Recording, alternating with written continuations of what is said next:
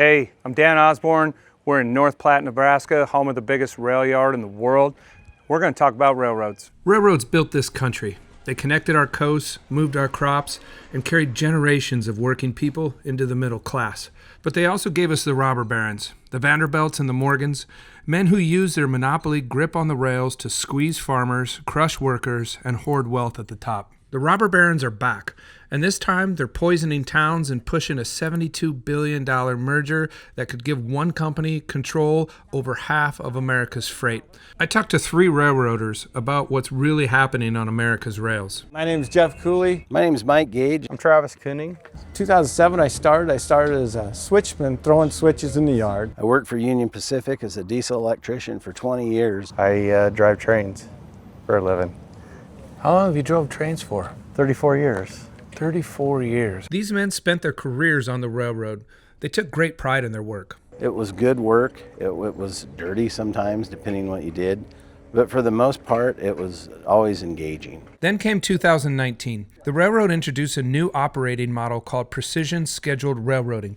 The idea was simple. Do more with less. Cut workers, cut inspections, cut costs. Maximize profit for Wall Street shareholders. The workers I talked to say it changed everything. And all it was eliminating jobs, eliminating inspections, eliminating workers, and then we have East Palestine. We have derailments that happen all over Nebraska. You know, there's record derailments. On the night of February 3rd, 2023, a Norfolk Southern freight train nearly 2 miles long derailed in East Palestine, Ohio. 38 cars left the tracks. 5 of them were loaded with vinyl chloride, a toxic chemical linked to cancer. This was the inevitable result of years of safety cuts made by railroad executives who chose profits over people. East Palestine paid the price. East Palestine wasn't a one-off. Derailments are happening across this country, including right here in Nebraska. One person has been killed after a train derailment in central Nebraska. And an investigation is underway to determine what caused a large train derailment yesterday in the Panhandle. An overnight train derailment in Gothenburg. Crews are on the scene cleaning up the mess after a freight train derailed overnight in central Nebraska.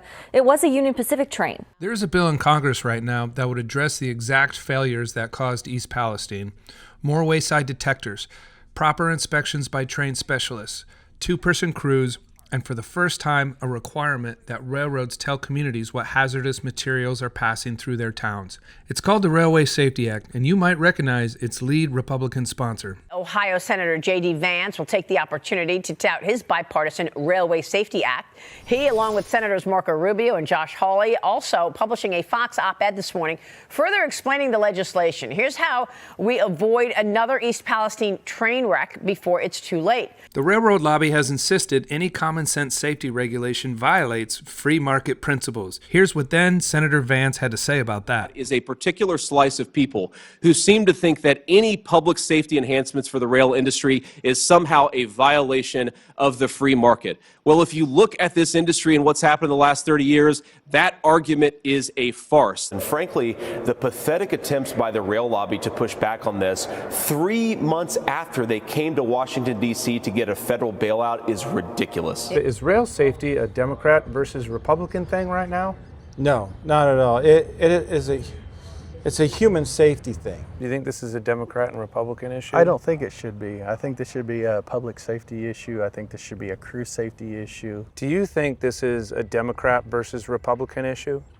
No, I don't. I don't think that when a train derails, that whatever chemical spill happens is going to discriminate on who it poisons. I think this is a big money in politics versus actually keeping the public safe deal. So UP is getting ready to try to acquire Norfolk Southern. For or against, and why? Personally, I would be against. I've been through 2 mergers.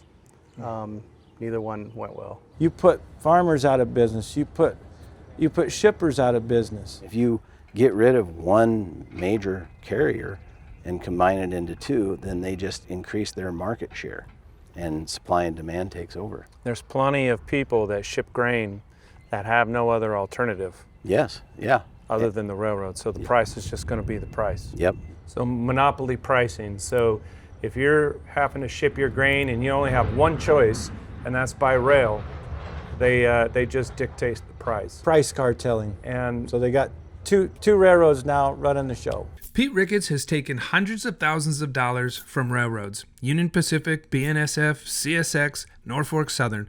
The former CEO of Union Pacific personally gave Ricketts $50,000 this cycle. Unsurprisingly, here's what Ricketts had to say about the merger. This merger is a great deal for Nebraska and America. He took their money, and now he's doing their talking. This whole thing with the monopolistic practices of these large companies, it's just going back in time, back to the robber baron days.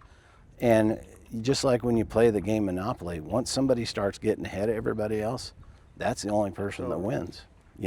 You're just slowly sinking and sinking and sinking until you're bankrupt, and then you can't play anymore. So I think it's time that we get the game going in our favor a little bit, and we do that at the ballot box. And we vote for candidates that support working people and not the big business that's just going to take advantage of workers.